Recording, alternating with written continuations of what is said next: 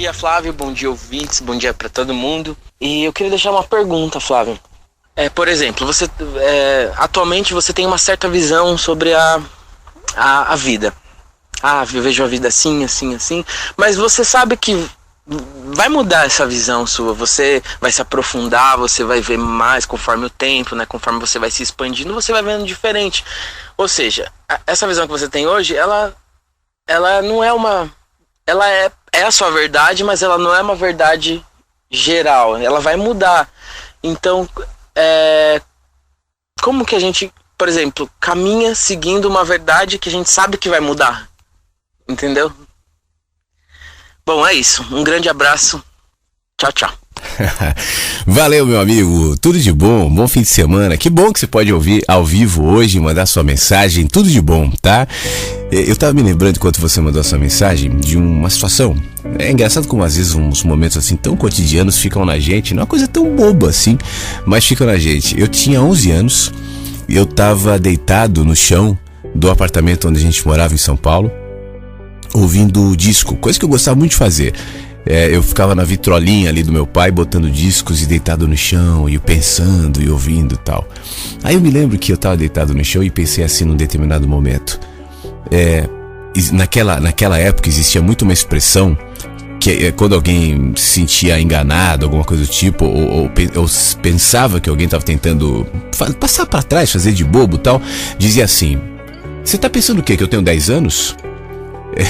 Aí eu tinha 11, tinha acabado de fazer 11 anos. E eu tava pensando assim: por que as pessoas dizem isso? Eu tenho 11 anos e eu já sei tudo, eu já tenho uma cabeça formada, né? Como é que vão dizer assim que parece que tem 10 anos, como se alguém de 10 ou 11, no meu caso, fosse alguém que não soubesse da vida? Aí engraçado que isso ficou. Como eu me lembro disso hoje, quando eu tinha 15, eu pensava, lembra aquele pensamento que eu tinha aos 11? Pois é, né? Eu não sabia tudo. Agora aos 15 eu sei mais. Isso foi passando, foi evoluindo. Aos 20 eu pensava, aos 15 eu achava que eu sabia mais, mas poxa vida, minha sabedoria dos 20 é tão maior. E essa sabedoria, e esse olhar, e essa perspectiva foi mudando com o tempo, né? Hoje aos 43 eu olho e penso, eu continuo com essa coisa que eu tinha com 11. Poxa vida, agora eu sei. Mas já sou um pouco mais prudente de reconhecer que o que agora eu sei é mais ou menos aquilo que aos 11 também me fazia pensar que eu sabia. Porque quando eu olho de fora e me vejo uma coisinha, uma minhoquinha, nessa bola que a gente chama de planeta Terra, boiando nessa coisa que a gente chama de universo, eu reconheço que o que eu, você ou qualquer um sabe é nada, ou é mínimo.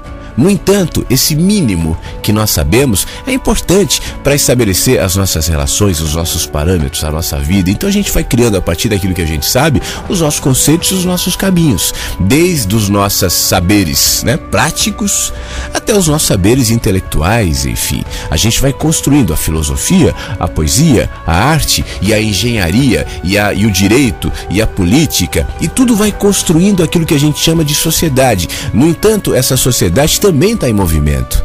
O que nós hoje definimos como a sabedoria da sociedade, a inteligência prática ou mesmo a inteligência abstrata da humanidade, ou intelectual ou filosófica, ela não está definida, né? Tanto é que a humanidade de 2018 é diferente da humanidade de 2000 ou dos anos 80, lá quando eu estava pensando aquilo que eu pensava aos 11 anos. Porque a gente sabe que o que nós sabemos hoje é só um aspecto desse tempo.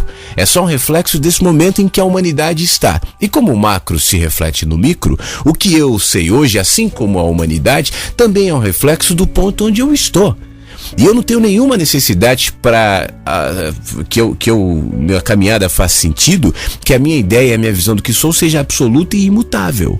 Senão, lá aos 11 anos, eu jamais precisaria mais mudar. E hoje eu estaria falando contigo na mesma linguagem, nas mesmas impressões, na mesma mente que eu tinha aos 11 anos.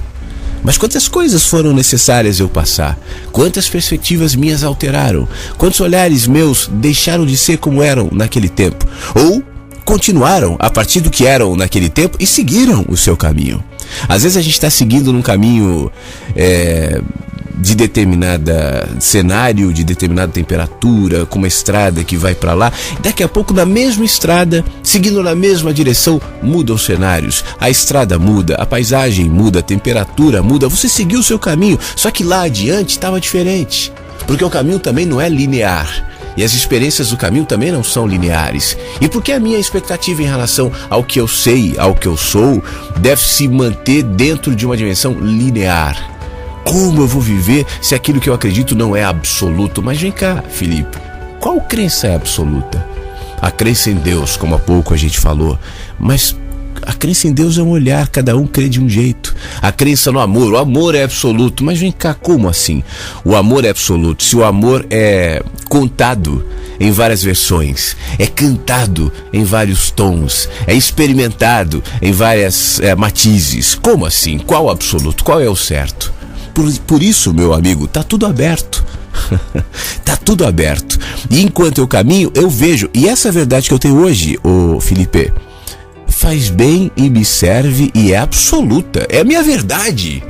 É a minha verdade. Eu tô aqui, na rádio, falando a minha verdade, logo de manhãzinha no sábado. No entanto, essa minha verdade, quando eu terminar o programa, ligeiramente vai ser alterada. Porque eu estou alterando ligeiramente o meu olhar. As minhas perspectivas estão alterando ligeiramente. Por isso eu não me assusto com ela. Para encerrar, é como se você estivesse dirigindo um carro numa estrada e ali adiante tem uma placa dizendo curva à direita. E você vai fazer a curva à direita, porque aquela é a verdade da estrada. Só que essa verdade é passageira. Como é que eu vou seguir uma estrada se essa curva à direita é só nesse ponto? Mas nesse ponto foi importante você fazer a curva à direita. A curva à direita te leva pelo caminho que adiante dirá, agora é reta. E você fará a reta. Atento, porque a reta não durará para sempre. Mais adiante haverá uma outra curva, agora é a esquerda. Subida, descida, pare, cruzamento. E assim você vai fazendo o caminho, experimentando os vários apontamentos, as várias placas que nele vai encontrar.